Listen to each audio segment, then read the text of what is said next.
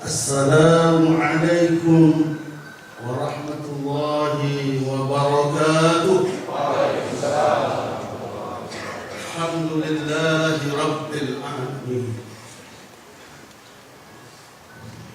Wassalatu wassalamu ala asyrafil anbiya wal mursalin sayyidina wa habibina wa qurrati a'yunina Muhammad wa ala alihi wa sahbihi ajma'in. Amma ba'du. Madura sudah disebut, Madura sudah terbukti. Kita akan berbicara kenyataan. Sampang jangan sampai terjadi lagi. Cukup Madura. Kalau enggak akan terjadi perang dahsyat. Mereka betul-betul menghina. Mereka sampai bukti secara hukum negara Indonesia di penjara. Rajul ketuanya di penjara, di pengadilan negeri divonis 2 tahun, naik banding Surabaya tambah vonisnya 4 tahun, minta kasasi diperkan 4 tahun. Terbukti secara hukum negara mereka sesat. Rajul diakui oleh Abi itu perlu pasti. Ahlul Bait Indonesia dinyatakan, saya lihat di INC TV1 bahwa Rajul itu adalah anggota Syiah Imam Ibn Asyariyah. Jelas tentunya semua maaf dikandung semangatnya para alim ulama yang saya hormati. Hadirin hadirat, ikhwani yang muslimin muslimat, kita sebetulnya sekarang sudah bukan musyawarah lagi, aksi. Bagaimana yang tadi kita disampaikan Bapak Harun itu strategi. Sudah cukup Madura sudah. Mereka menghina, mereka sudah tidak percaya Al-Quran. Rajul divonis 2 tahun. Saya mendengar dari ketua pengadilan negeri Sampang kena meragukan Al-Quran. Bukan sudah kitab lagi, kenyataan. Dan ini saya sudah laporkan ke Badan Intelijen Negara. Kita ketemu 2 kali orang Madura dengan bingung. Satu sebelum orang Madura diterima oleh Presiden RI waktu bulan Ramadan kemarin. Nomor 2 ketika Presiden mendatang ke Madura. Kita katakan bahaya, dibiarkan negara akan. Maka saya mohon teman-teman ulama sekarang, apa aksinya sekarang? Kita musyawarah setelahnya apa sekarang? Bukan kitab bukan, sudah terbukti sudah. Tidak Allah apa kita kerjakan. Allah beraksi sesuai dengan kemampuan kita. Mampu yang memerintah silakan cegah, larang. Mampu yang menghalang mereka bergerak, halang mereka bergerak, jangan biarkan. Bagaimana ada seperti apa Asyura, seperti apa lagi Pawan, jangan terjadi, akan dihalang. Ada jeluten dapat Madura, gak ada ditunjuk, dicoblos, kok lulus di sini? Kemana? Mana strateginya? Apalagi kita tadi sudah didukung oleh orang-orang kita di atas. Ini yang saya letakkan pada jiwa kita masing-masing. Mari kita beraksi. Allahu Akbar. Allahu Akbar.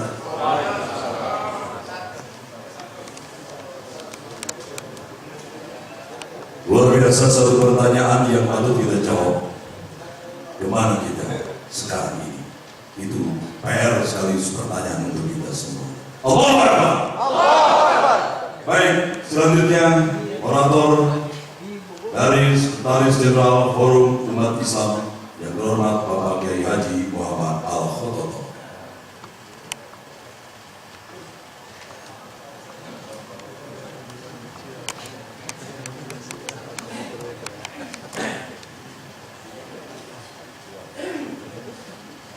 Allahu Akbar. Allahu Akbar. Allahu Akbar. Assalamualaikum warahmatullahi wabarakatuh. Alhamdulillah, salatu wassalamu ala rasulillah wa ala alihi wa sahbihi wa mawalah, amma ba'd. Hadratul mukarramun, para alim ulama, para habaib, para zu'ama, para hadirin wal hadirat rahimakumullah, wabil khusus sahibul bait al-ustadz al-mukarram Kiai Haji Atian Anidai, mata'amullah biduli hayati wa nafa'ana bi ulumi. Hadirin rahimakumullah, kita sudah mendengar tadi dari Kiai Baidul Rahman, saatnya bergerak. Saya kira ini yang perlu untuk kita berpikir lebih cermat, bertindak lebih cermat. Bagaimana cara yang efektif untuk menghentikan Syiah ini dan membonsai, kalau tidak menghabiskan sampai ke akar-akarnya. Takbir. Saudara, kita sudah mendengar bagaimana kasus Rajul Muluk. Semestinya ini menjadi sebuah model yang kita kembangkan untuk menjerat person-person Syiah yang terbukti tertangkap tangan, secara hukum bisa diadili. Saya mendengar dari Ustaz Atian tadi bahwa Jalaluddin Rahmat laporannya sudah sampai Mabes Polri. Saya kira ini tim hukum dan juga tim penggerak mungkin perlu untuk menyusun satu langkah-langkah bagaimana agar yang bersangkutan ini betul-betul bisa dijebloskan ke penjara. Sebab begini saudara, kita sudah pengalaman kasus Ahmadiyah. Itu sudah sampai tahap SKB, sudah sampai tahap SKB, tapi secara organisasi sampai hari ini Ahmadiyah itu masih jalan, tidak berhenti, hanya memang tidak terlalu terbuka. Dan laporan Pak Amin Jamaluddin saya ingat beberapa kali ke Mabes Polri, mulai dari tahun yang 2006 sampai tahun 2008 yang kemudian Habib Rizik dan Munarman masuk penjara. Saya ingat bantu Pak Amin Jamaluddin membuat laporan yang kasus Kuningan. Tapi apa yang terjadi? Di bagian Baris-Krim Mabes Polri, di sana penyidiknya bisik-bisik, ya. SKB itu yang mana? Ada nggak di sini SKB? Bayangkan, Baris-Krim Mabes Polri di situ tidak ada SKB. Apa yang terjadi di negara kita ini? Ini yang harus kita berpikir, bagaimana mengambil alih negara kita ini dari kekuasaan orang-orang yang selama ini melalaikan penjagaan terhadap agama Allah Subhanahu wa Ta'ala. Jadi oleh karena itu kita punya momentum Pilpres besok ini. Ya. Pilpres besok ini harus kita jadikan momentum siapa di antara capres-capres itu yang bisa kita bikin MOU bahwa dia akan melaksanakan agenda untuk pembersihan Syiah dan aliran sesat lainnya. Ini harus kita buat konsepnya bagaimana. Setelah itu kita dukung rame-rame. Jangan sampai umat ini tidak jelas, pilihannya tidak jelas, karena ulama-ulama takut berpolitik, lalu umat ini ternyata mencoblos capres yang nanti akan mengangkat Jalaluddin Rahmat sebagai Menteri Agama. Sebab kalau sebagai Menteri Agama, aliran sesat itu FUUI, itu paling utama. Setelah itu MUI, itu akan dimasukkan ke kategori aliran sesat. Sebab Jalaluddin Rahmat ini grup C, suka nongkrong di hutan kayu, saudara. Ya. Saya mendapat informasi dulu dari saudara Ismail Yusanto, juru bicara Hizbut Tahrir Indonesia, waktu datang kecil, di situ ada Jalaluddin Rahmat, dan Jalaluddin Rahmat menceramai Ismail. Saudara Ismail, saya dulu seperti Anda. Saya ini juga memperjuangkan syariat, saya kenceng, tapi ya itu masa lalu. Sekarang dia bergandengan dengan jin. Ya. Saya kira nanti yang ahli persyiahan dan perjilan mungkin perlu menjelaskan apa hubungan ya antara Syiah dengan jin, itu perselingkuhan atau apa? Silakan nanti diterangkan. Saya kurang paham di situ, cuma saya mendengar ya dari kawan ya saudara Tabrani yang pernah ke Amerika ketemu dengan orang Syiah di sana, memang cara berpikirnya mirip jin. Kalau menurut imam hari ini tidak wajib sholat, yang nggak ada sholat. Itu di Amerika, saya ngerti. Kalau di sini nanti mungkin Pak Farid Okbar atau siapa yang akan merangkap. Hadirin rahimahullah, saya yang berpikir politis. Bagaimana kita menyelesaikan Syiah secara politis supaya apa yang disampaikan oleh Kiai Lailur Rahman tadi jangan terjadi sampah berikutnya, tajul berikutnya. Tapi jadikanlah tajul sebagai model untuk menghabisi person-person Syiah. Di sini perlu FUUI, aliansi anti Syiah, membentuk tim khusus intelijen yang melakukan pendataan, pengumpulan informasi ya supaya tidak seperti sampaikan oleh Kiai Lailur Rahman tadi, udah lapor BIN tapi ya begitu-begitu aja gitu ya. Perlu ada BIN khusus dari aliansi anti Syiah supaya betul-betul kita mendapatkan bukti yang bisa membuat tokoh-tokoh anti Syiah tidak berani lagi untuk menyebarkan, apalagi melakukan penghinaan, penyebaran penghinaan kepada para istri Rasulullah maupun para sahabat ridwanullah alaihim. Tapi saudara-saudara, Pak Kiai Khalil Ridwan sudah mempelopori untuk menyatukan partai-partai Islam. Namun partai-partai Islam ini coba dikempreskan oleh Amin Rais, katanya kurang. Padahal sebenarnya kalau 5 partai Islam dan berbasis masa Islam didukung oleh para alim ulama, para asatidah wal ustadzat, para mubalik wal mubalighot, dan seluruh aktivis-aktivis Islam, kalau memang betul-betul kita bersatu, insya Allah kita bisa menaikkan seorang calon presiden dari umat Islam yang akan mengarahkan negara kita ini betul-betul menjadi NKRI yang bersyariah, yang betul-betul kita bisa menjaga agama Allah Subhanahu wa Ta'ala, sehingga kita bisa eliminir dan kita bersihkan dari benak rakyat Indonesia yang namanya Syiah dan seluruh aliran sesat yang ada. Tapi oleh karena itu,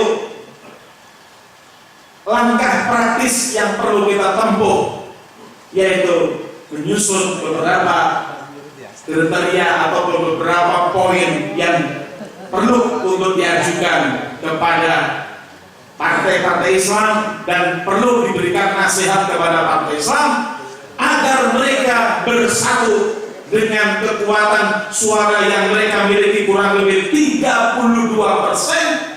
Kalau mereka bersatu ketemu Prabowo tidak ada masalah.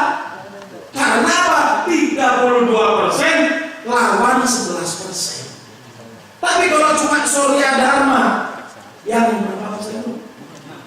6 ya? Yang cuma 6%,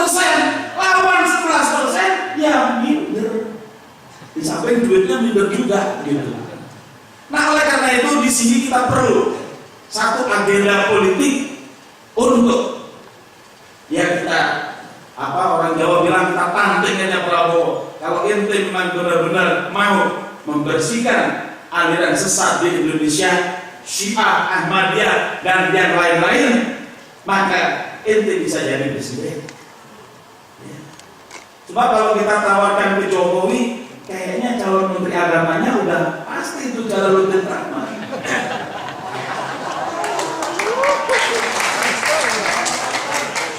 Ya tinggal bapak-bapak bagaimana faktornya begitu. Ini ada Kiai Haji Abdul Hamid Baidowi, tolong dipersatukan P3 Pak Kiai. Ya, hanya beliau di sini atau mungkin ada Najih, ya, Mbak Maimun yang mungkin bisa menyelesaikan, ya, P3 bersatu, tapi jangan sendirian maju ke Prabowo. Bersatu partai Islam, lima-limanya bersama MUI, bersama ormas Islam, didukung oleh Forum Aliansi Anti Syiah. Saya yakin ini adalah kekuatan yang besar yang akan memenangkan Islam di Indonesia. Amin.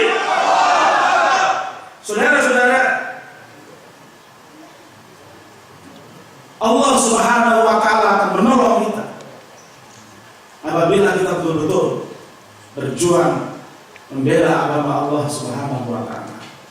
Tanpa sungkan-sungkan lagi kita untuk menyampaikan bahwa kita ini Islam, kita ini adalah berpolitik untuk Islam, bukan untuk pribadi.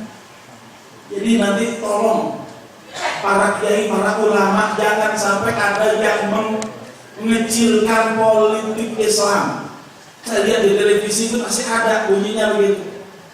Ya kalau partai Islam kecil, tidak punya kekuatan, jangan, itu namanya mengecilkan Islam. Nanti si A ketawa itu, nah ini teman saya ini, pokoknya mengecilkan kekuatan Islam, nah ini teman saya ini, begitu. Atau mengatakan bahwa ya kita ini jangan terlalu Islam lah, gitu. Ada itu yang mengatakan jangan terlalu Islam. Saya kira kalau forum anti Syiah atau aliansi anti Syiah pasti ada yang mengatakan dari bawah, wah ini terlalu vulgar. Sama dengan di Majelis Ulama. Dulu ada komisi atau komite nasional anti pemurtadan yang dipimpin Pak Kiai Haji Ridwan. Belakangan diubah namanya menjadi komisi dakwah khusus. Gara-gara katanya kata pemurtadan itu terlalu vulgar. Padahal kata pemurtadan ini kan aslinya dari Quran. Wa may yartadid minkum an dini fayamut wa huwa kafir fa ulaika habitat a'maluhum fid dunya wal akhirah wa ulaika ashabun nar hum fiha khalidun. Kalau ayat ini kita anggap vulgar, masa kalau baca Quran kita lompati dulu terlalu vulgar ayatnya. Ya, ini saya kira harus kita koreksi dalam diri kita. Kita tidak perlu khawatir untuk menyampaikan Islam. Kita tidak perlu khawatir untuk menjaga akidah dan syariat Islam di negeri kita ini. Walaupun tentu kita tidak boleh sembarangan atau dalam bahasa yang lain ngawur di dalam bertindak. Jangan sampai orang yang bukan Syiah kita stempel Syiah lalu kita hukum padahal dia bukan Syiah.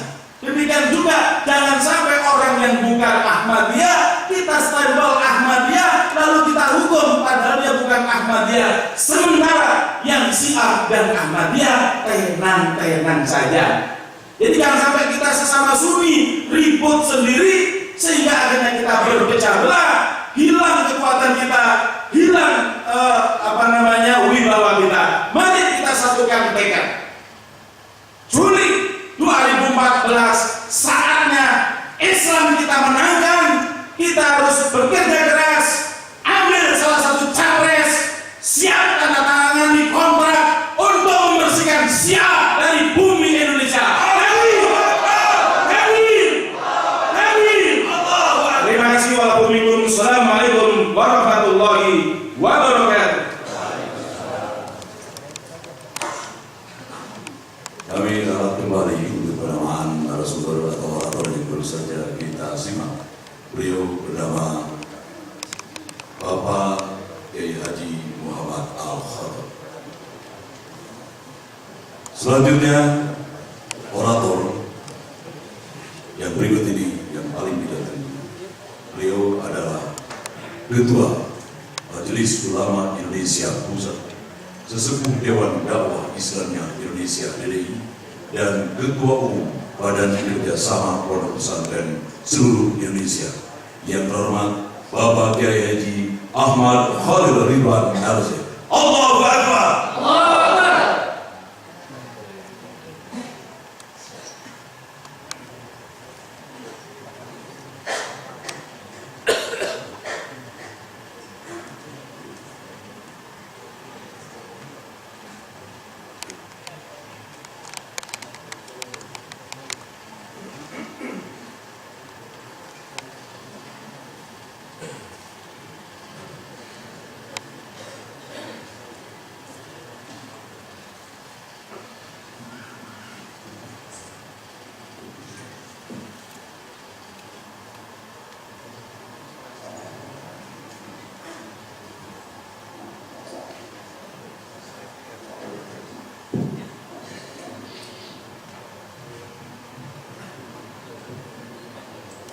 Bismillahirrahmanirrahim. Assalamualaikum warahmatullahi wabarakatuh. Alhamdulillah wassalatu wassalamu ala Rasulillah wa ala alihi wa ashabihi wa man tabi'ahu wa ala amma ba'd. Sedikit saya ingin koreksi dari pemandu acara. Saya di BKSPPI bukan ketua umum. Ketua umumnya adalah Bapak Kiai Haji Mahrus Amin dari Darun Najah. Mahrus Amin, bukan Ma'ruf, Mahrus. Saya wakil ketua umum di BKSPPI, Badan Kerjasama Pondok Pesantren Indonesia.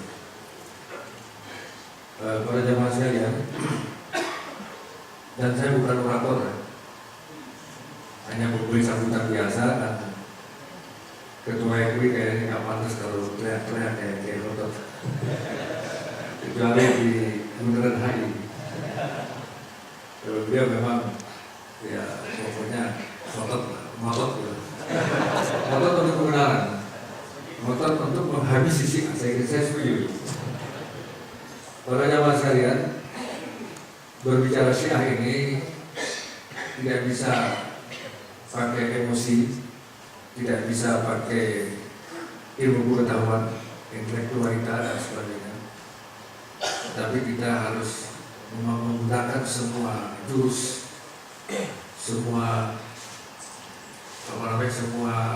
kiat, ya, semua siasat. Kenapa? Karena Syiah ini sudah terlalu kuat. Buktinya Syiah mampu untuk meruntuhkan seorang kaisar, Reza Pahlavi di Iran.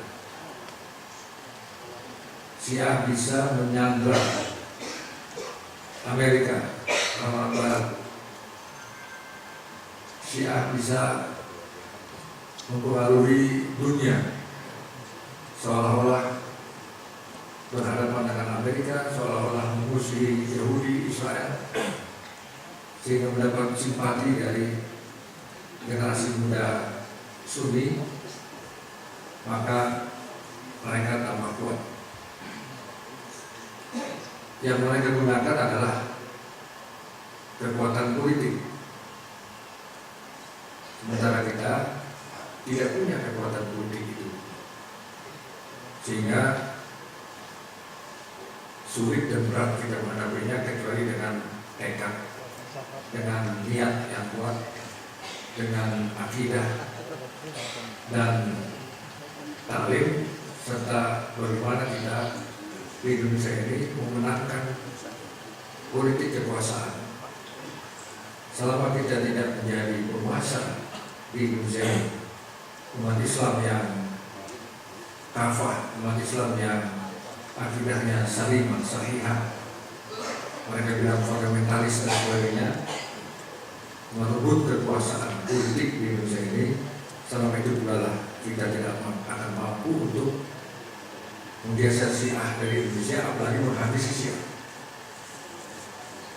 Saya punya pengalaman pada suatu hari diminta datang oleh Ketua Dewan Dakwah dan beliau menjelaskan kepada saya bahwa ada pesan dari SBY agar Dewan Dakwah tidak menyerang Syiah. Pesannya itu melalui penasihat Partai Demokrat. Yang di dalam Partai Demokrat sendiri ada penasihat namanya Agus Abu Bakar, itu Syiah. Agus Abu Bakar lah yang meminta kepada SBY agar menyampaikan pesan kepada Dewan Dakwah untuk tidak menyerang Syiah, membiarkan Syiah. Dan yang digunakan untuk menyampaikan pesan ke Dewan Dakwah itu adalah orang Dewan Dakwah juga yang sekarang juga di Partai Demokrat sebagai penasihat partai. Ini adalah jalur politik, di mana Indonesia yang berkuasa adalah politik, maka kita akan menemukan beberapa hambatan-hambatan berat apabila kita tidak juga menggunakan dan menguasai jalur politik ini. Para jamaah sekalian, saya pernah menjadi mahasiswa di Medina. Pada tahun 70 saya masuk, tahun 76 saya keluar. Di antara tahun ajaran saya di Medina itu, saya tidak ingat persis tahunnya, tetapi terjadilah demonstrasi oleh jemaah haji Iran. Mereka berkumpul di jalanan, jumlahnya 100.000 lebih, dari Makla menuju Masjidil Haram. Ya, yang sering haji terbayang dengan jalan ke Makla itu. Dihadap oleh aparat, oleh polisi, bahkan oleh militer. Terjadilah bentrokan fisik antara demonstran dengan polisi dan tentara kerajaan Saudi Arabia. Berapa korbannya? Puluhan orang dari polisi tewas dan 140 lebih jemaah haji Iran tewas. Sehingga 140 lebih peti mati, peti mayat dikirim melalui pesawat udara ke Iran, dan putuslah hubungan diplomatik antara kerajaan Saudi Arabia dengan Republik Iran.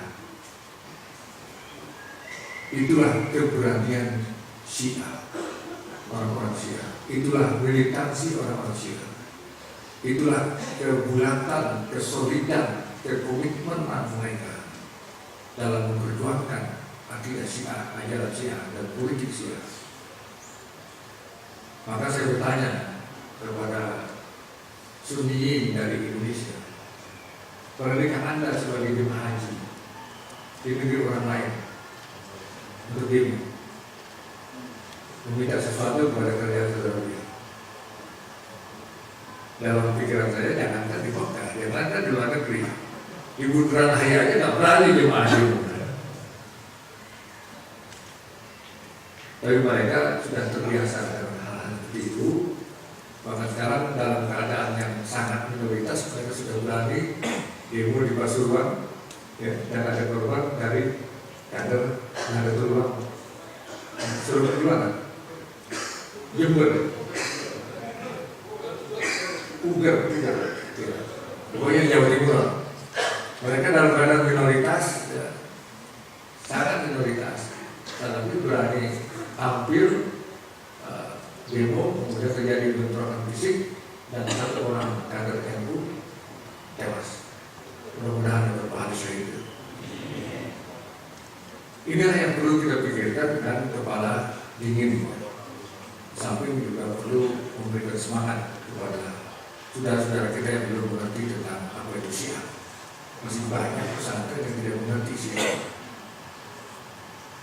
Oleh karena itulah saya jadi ingat kepada istilah kafir zimmi di zaman Rasulullah SAW, bahwa di zaman Rasulullah memimpin negara Medina Al-Munawwarah, beliau adalah Medina 1, ya, RI 1, beliau adalah Medina 1. memimpin Medina, memimpin umat Islam, maka orang-orang kafir dibolehkan tinggal di Medina menjadi warga negara, dilindungi oleh pemerintah Islam. Ya, waktu itu belum ada istilah Sunni Syi'i, ada semuanya Islam. Belum ada siapa, belum ada Sunni, istilahnya belum ada Sunni, semuanya Muslimin, mukminin. Orang-orang kafir ini boleh untuk melaksanakan semua ibadahnya, mendirikan rumah ibadahnya, bebas. Mereka harus membayar jizyah sebagai pernyataan loyalitas kepada pemerintahan Islam, pemerintahan negara Medina, yang kepala negaranya Rasulullah SAW. Mereka diwajibkan taat kepada hukum yang berlaku, hukum Al-Quran. Kemudian muncullah istilah kafir zimmi. Kafir yang mengakui sistem pemerintahan Islam, taat kepada hukum yang berlaku, yaitu hukum syariat Islam, dan mereka membayar jizyah sebagai biaya untuk perlindungan mereka, dan mereka bebas untuk melaksanakan ibadahnya. Setelah akhir-akhir ini, umat Islam Indonesia berat sekali untuk melarang Ahmadiyah, sampai demo 1 juta umat dipimpin langsung oleh Ma'ruf Amin dan saya wakilnya. Sampai sekarang Ahmadiyah belum dianggap di luar Islam. Padahal di Pakistan, di kampung halamannya, Ahmadiyah itu disamakan dengan Yahudi, Hindu, Buddha, Kristen, Konghucu. Pokoknya di luar Islam, bukan Islam. Agama Ahmadiyah di seluruh dunia seperti itu, dan kerajaan Saudi Arabia menolak orang Ahmadiyah yang mau masuk kota Mekah dan kota Medina, karena Ahmadiyah dianggap bukan Islam, musyrik itu najis. Innamal musyrikuna najasun, orang musyrik itu najis, hukumnya najis, sehingga tidak boleh masuk Mekah Medina sebagai kota suci. Hanya Ahmadiyah dari Indonesia lah yang lenggang kampung, setiap saat bisa umroh, setiap saat naik haji, masuk kota Mekah Medina tanpa ada larangan sedikit pun. Kenapa? Karena dia orang Indonesia, Muslim Indonesia. Jadi satu-satunya pemerintahan Islam, pemerintahan negara Muslim yang menodai kesucian Mekah dan Medina adalah Indonesia. Sepanjang tahun. Kalau masyarakat ini berbarat itu, ya aku sudah sampaikan, yang paling banyak menanggung dosa memasukkan najis ke Mekah dan Medina ini adalah tentu saja Presiden dan Menteri Agama. Entah siapa saja presidennya, pokoknya Presiden dan Menteri Agama RI, bukan agama Islam. Kementerian Agama RI, bukan Wizarah Syu'unil Islamiyah, Wizarah Syu'unil Adiyah. Kalau terjemah masyarakat, dunia kita adalah Wizarah Syu'unil Adiyah. Semua agama sah, semua agama betul. Nah, menterinya itu sekarang dari Islam, besok-besok boleh jadi dari Hindu, boleh jadi dari Kristen. Tidak ada undang-undang yang melarang dari agama, harus dari Islam. Akhirnya apa? Saya berpikir, kalau begitu kita ini lawan daripada kafir zimmi menjadi Muslim zimmi. Istilah ini saya dapat dari Saudara Munarman ketika ceramah di pengajian politik Islam yang saya bangun di Al-Azhar. Saya terkesima bahwa betul juga hukum yang berlaku di Indonesia adalah hukum sekuler. Sekuler itu kalau bahasa syariahnya ya kafir lah. Karena Islam kafir kan, kalau nggak kafir Islam kan Muslim kafir.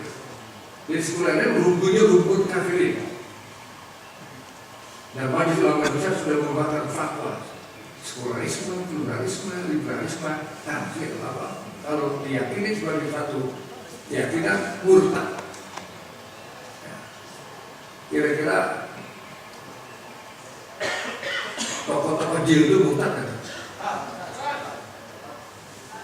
Ya, kira-kira ya. Karena fatwanya seperti itu, murtad. Siapa yang mengamalkan ajaran sekularisme, liberalisme, dan pluralisme, dia murtad. Ajaran itu disingkat menjadi sipilis.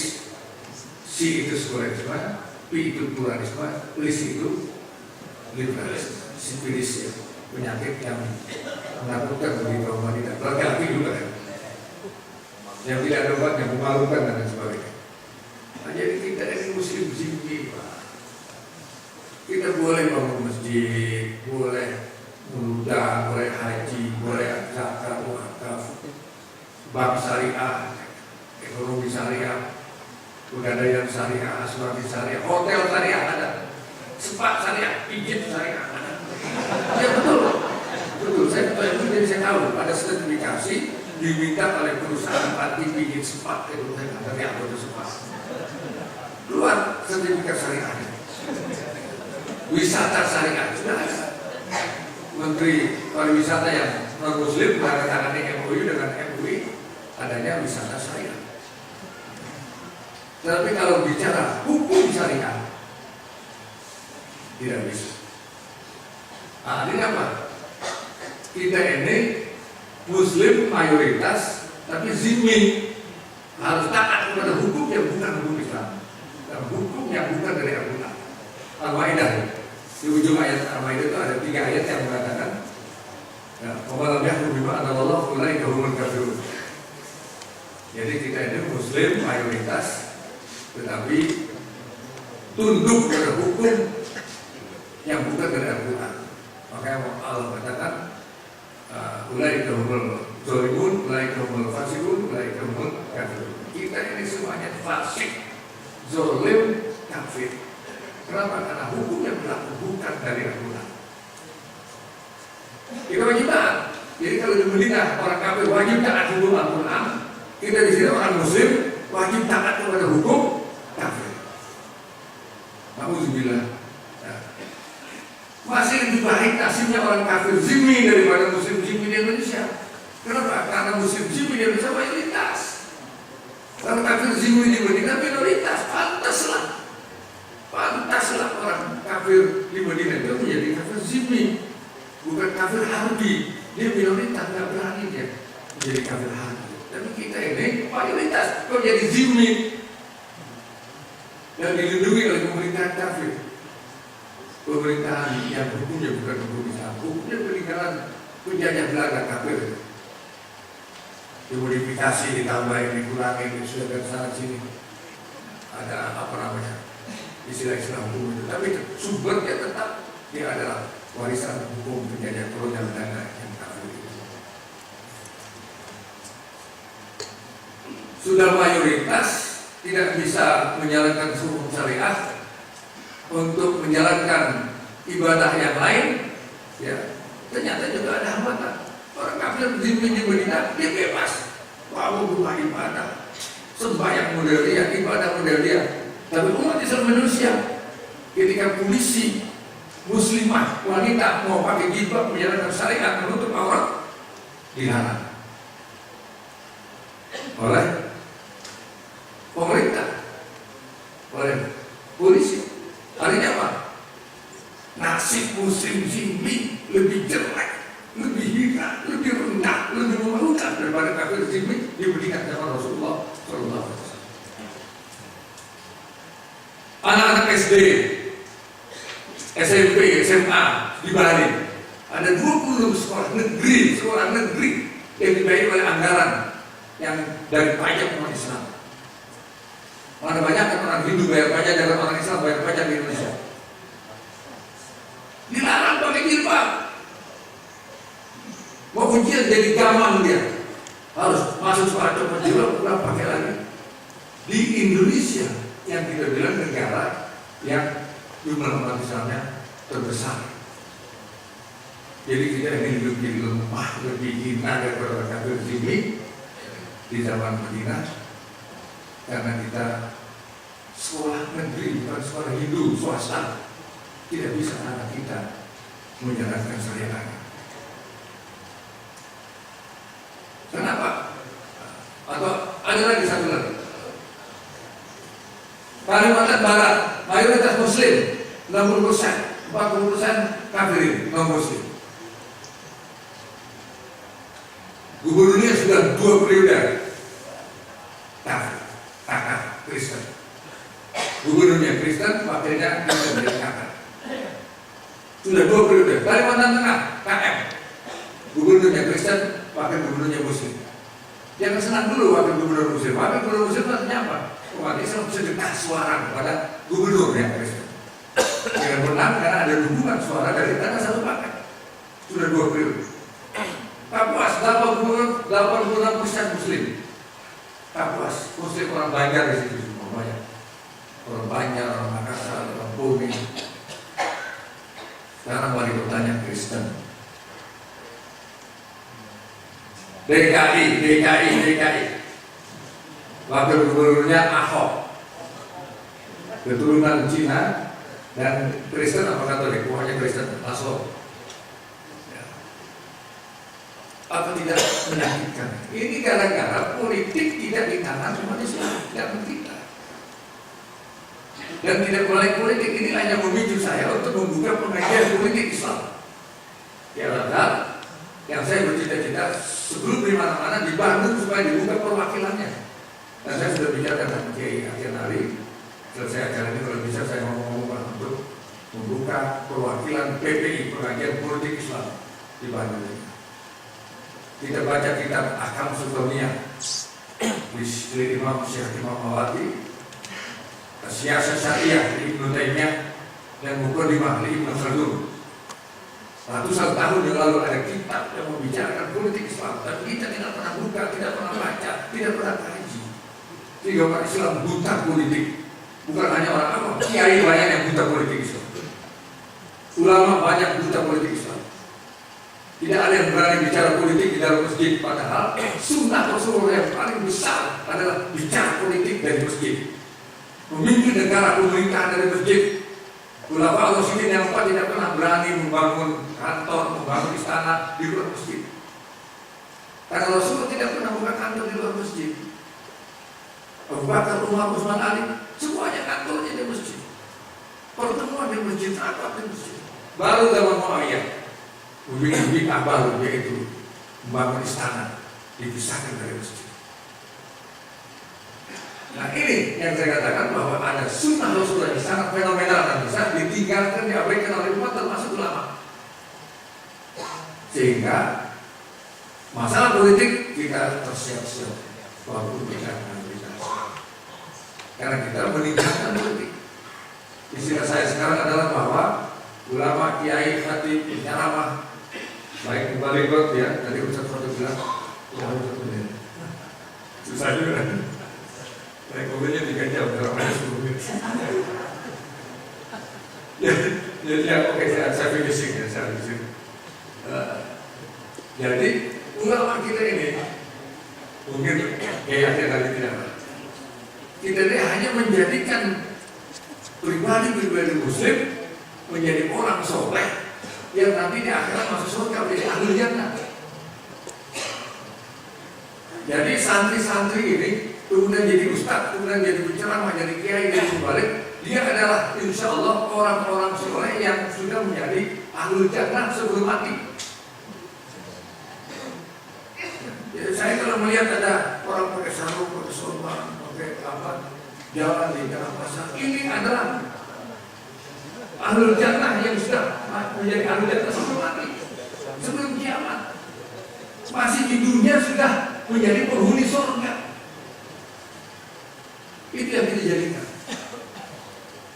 Maka akhirnya doanya itu menjadi cuma satu, Rabbana atina fil akhirati hasanah. Padahal diucapkan Rabbana atina fid dunya hasanah, baru di akhirat hasanah.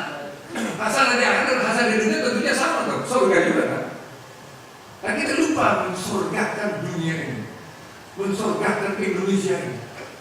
Kita langsung lompat kepada akhirat. Makanya dia tidak perlu untuk jadi ketua RT. Apa ketua RT, apa ketua RW, apa rumah, apa camat, apa bupati. Itu adalah dunia. Kita harus menjadi mutasawwifi.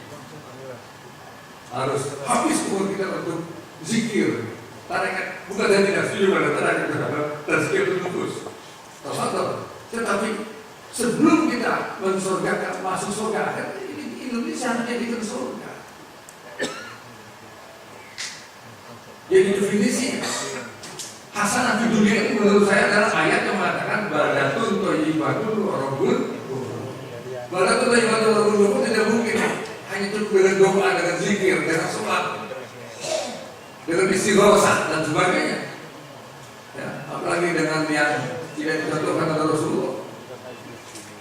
Harus dengan innallaha la yughayyiru ma biqaumin hatta yughayyiru ma bi anfusihim.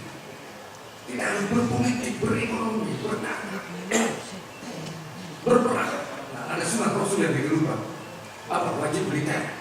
Tidak ada pemuda yang tidak latihan wajib militer. Tempatnya di halaman masjid.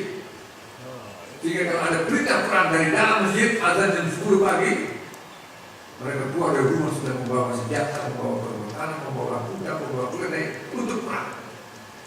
Mereka hanya tanya, mana kali ini yang Rasulullah kita berjihad?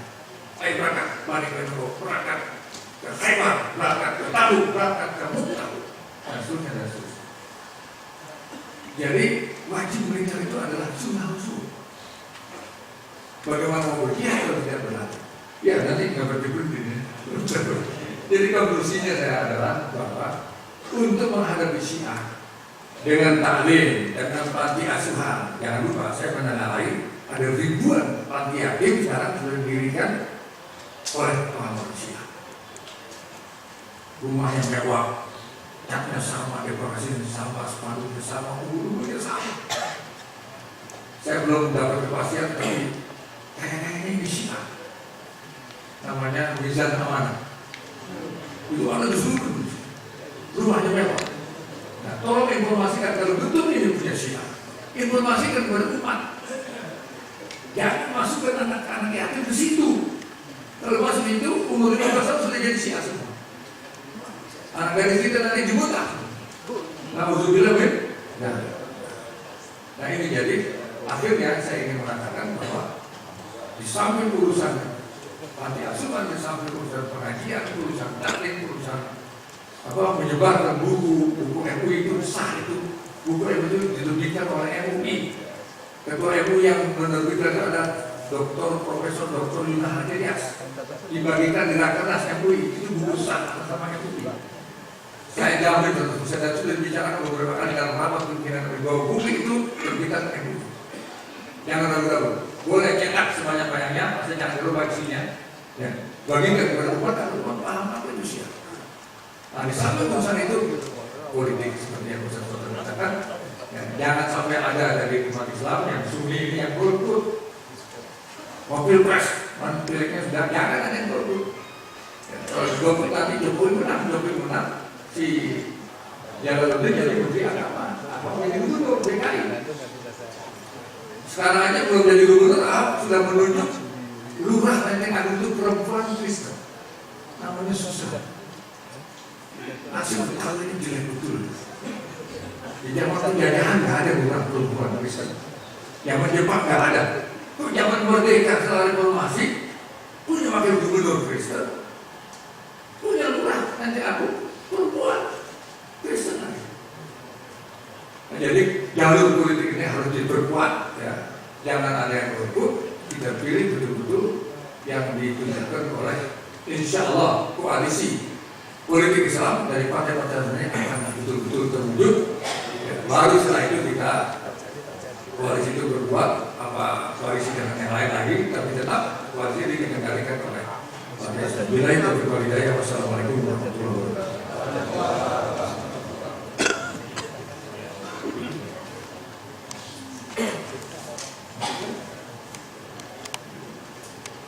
Baik, selanjutnya orator yang disebut beliau adalah Ketua Islamic Center Al-Islam Bekasi yang terhormat Bapak Ustaz Farid Ahmad Okbar MA.